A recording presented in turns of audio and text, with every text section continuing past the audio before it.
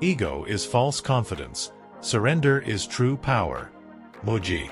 In today's video, I'm not directly referring to the part of someone's ego that makes them egotistical, arrogant, or self-righteous, even though this, to be honest, should be eliminated completely. These are extremes that no one wants to be confronted with. Nor am I referring to the positive part of our ego that motivates us to become the best version of ourselves. In case you want more insight around the topic ego, you might want to check out my in-depth video covering all aspects of the ego entitled Healthy Ego versus Unhealthy Ego, after watching this video. Let's begin now with what this video is focusing on, shall we? Have you ever found yourself or encountered someone else wanting to do something, finding that there is a constant searching for reasons why something shouldn't or couldn't be done? Or maybe you witnessed others or even yourself reacting impulsively to someone's behavior or actions in a harsh way, only to realize that what was done was way out of character? Yes, this is the ego screaming out loud.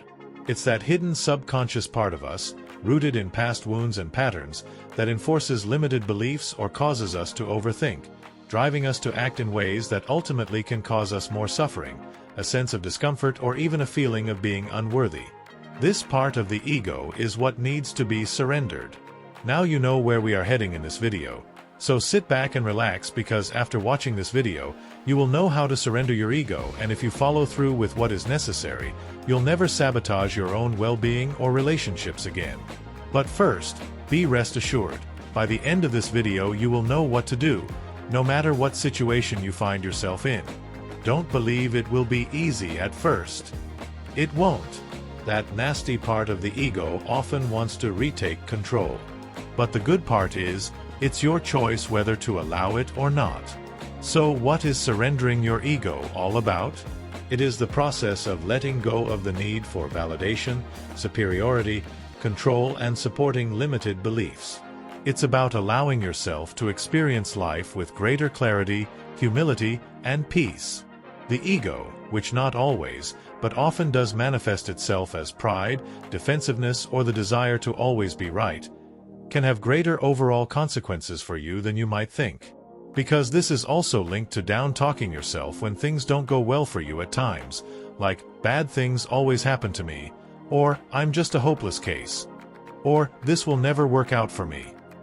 Or maybe you find yourself in a conversation that triggers hostility based on biased beliefs. When you allow your ego to take control of your thoughts in any such way, it can manifest in more negative thoughts, trigger anxiety, and act as a manipulative catalyst that creates a barrier between you and deeper connections with others and the world around you. When you release your attachment to your ego, you will begin to see any situation, not from a place of competition, self-preservation, or self-pity, but from a state of calmness, openness, and authenticity. One of the most profound effects of surrendering your ego is the uplifting of your relationships. When you stop allowing yourself to overanalyze a situation, cling to biased beliefs, or seek constant approval from others, you become a better listener, more compassionate, and more understanding. By making this shift, you nourish deeper bonds and create space for true connection with yourself and others, instead of allowing your ego to potentially take control of your thoughts and actions in ways that are detrimental for you and with those you interact with. There is another quite enticing aspect of letting go. Surrendering the ego allows you to embrace growth and learning. Instead of resisting feedback, fearing failure, or allowing your biased interpretations to control your thoughts about something or someone, you recognize these as valuable opportunities for self-improvement. When you set your ego aside, you become more aware and allow yourself to see things from a new perspective. You'll be more willing to admit your own mistakes and see them as learning experiences.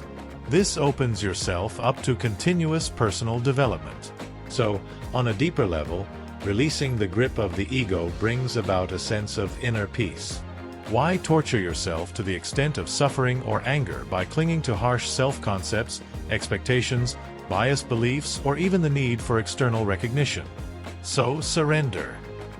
Align yourself with the present moment and develop a sense of ease with any situation, and watch how it unfolds in ways you may never have expected. When you detach from ego-driven fears and bias, it cultivates a more profound sense of contentment and spiritual freedom. Ultimately, surrendering your ego has absolutely nothing to do with diminishing your self-worth. On the contrary, it's about liberating yourself from false or limited identities that hinder your growth and connection to yourself and your outer world. The less energy you put into thinking, the less choices you have and the freer you will be and feel. The more you allow your ego to interfere, the more choices you think you have, but the more limited you actually become. When you surrender, things may not go according to your initial plan, but it will often end up going beyond that plan. And when you surrender, you will always end up, and I promise this, in the right place at the right time with the right people doing the right thing. Even though the path you take may not be the one you initially expected you would. Now you know that surrendering your ego can protect you from discomfort, as it can positively transform how you engage with yourself and others. The ego is a powerful tool, and when we understand when to use it to motivate us for growth achievement and when to let it go to free ourselves from biased influences, we increase our self-awareness and allow for a greater sense of compassion towards ourselves and others. It allows your story to free you from any discomfort or confrontation, as it creates a reality of peace and contentment. Remember this: you are the master of your own well-being. What you believe and where you pour your energy is what creates your reality. Thank you for watching, and if you haven't done so already, hit that like button, subscribe and click that bell so that you don't miss out on future content. Feel free to share this video with others who you believe could benefit from this as well.